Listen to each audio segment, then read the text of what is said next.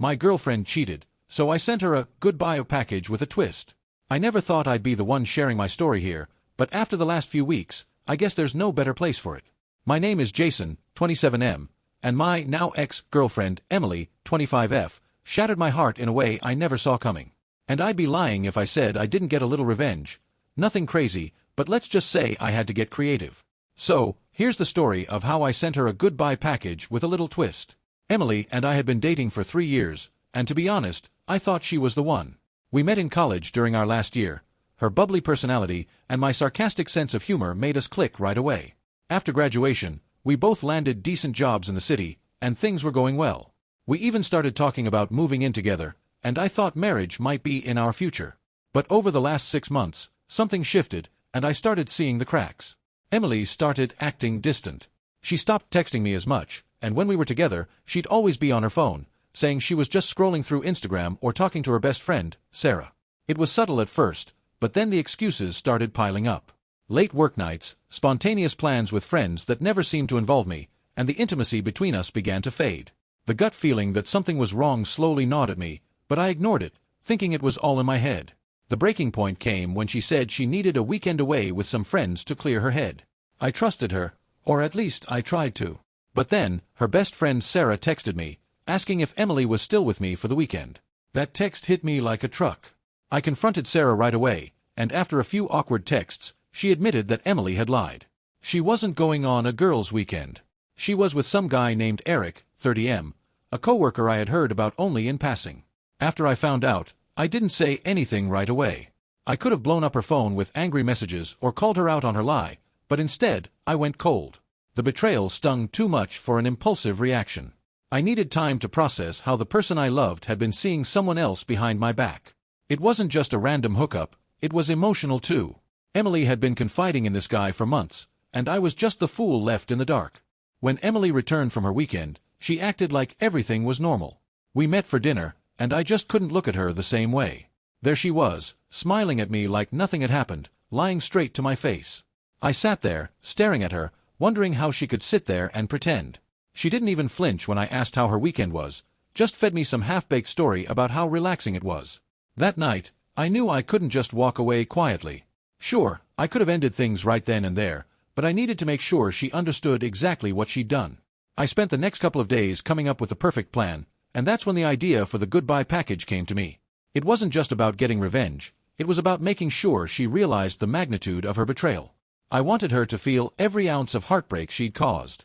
I spent hours meticulously planning out the package. First, I gathered all the things she had left at my apartment over the years. Clothes, shoes, random toiletries, and the book she never finished reading. But I didn't just dump them into a box.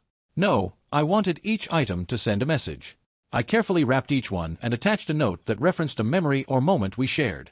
Something to remind her of the relationship she was throwing away. For her favorite hoodie, the one she always wore when we'd stay in and watch movies, I attached a note that said, "I hope this keeps you warm when you're feeling cold, just like I used to." The necklace I had given her for our 2-year anniversary came with a card that read, "You wore this the night I told you I loved you for the first time." I meant it. Did you? And then came the final item, the one that would really twist the knife. I had printed out screenshots of all her texts with Eric. I'd found them in her old messages on her iCloud when I snooped through her laptop after she left it at my place. I know, snooping isn't the best move, but she had already crossed a line. So, I printed out everything. Every flirty text, every time she complained about me to him, every time she said she couldn't wait to see him. I folded the texts neatly and placed them in an envelope labeled, "In case you need a reminder of why we're done." But the piece de resistance? A single plane ticket to Eric City, one way. I knew from the texts that they'd talked about moving in together. I wanted her to know that if she wanted out, she was free to go, but she'd never have me back. I wrapped the whole package in brown paper, tied it with string, and dropped it off at her door while she was at work. I didn't leave a breakup message, just the box. The next day, I waited for the inevitable. My phone buzzed late that night. It was Emily. She had called me twice, but I ignored both calls. Then the texts started flooding in. At first, she played dumb, asking why I'd sent the package and what the notes were about. I let her stew in her confusion for a bit before I responded with just 2 words, "You know." Then, the panic set in. She sent message after message, claiming it wasn't what it looked like, that Eric didn't mean anything, that I had it all wrong. But the texts I had read between them said otherwise. It was all there in black and white. She was caught, and she knew it. Her excuses just felt pathetic at that point. Emily begged me to meet up, to talk things out and figure out where we stood. But I had already made my decision. There was nothing left to say. I sent her one final text that read, "You broke my heart, and I hope Eric was worth it." After that, I blocked her number, deleted her from social media, and made sure there was no way for her to contact me again. For the first few weeks, I was a mess. No matter how satisfying the revenge had been, it didn't take away the hurt. I missed her, even though I knew she had betrayed me. Love doesn't just switch off because someone does you wrong. But I slowly realized that what I missed wasn't her, it was the person I thought she was. The version of Emily that I fell in love with didn't exist anymore, and maybe she never did.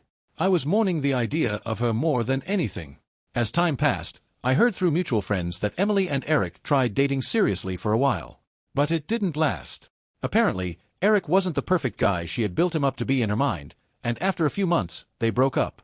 Some friends told me that Emily tried to reach out, but by then, I had moved on. The thought of her trying to come back into my life didn't even faze me. I was done with her. Looking back, I don't regret sending the package. Sure, it might seem petty to some, but for me, it was closure. It was a way for me to express my hurt without screaming or breaking down. It let her know that I wasn't just going to fade away quietly after what she did. She had to face the consequences of her actions, and I made sure of that. Now, a year later, I'm in a much better place. I've started dating again, taking things slow this time, and learning to trust people again. It hasn't been easy, but I've come to realize that not everyone will hurt you the way Emily did. Some people are capable of real love, real loyalty, and honesty. I'll find that person someday. So, Reddit, AITA for sending my cheating ex a goodbye package with a twist?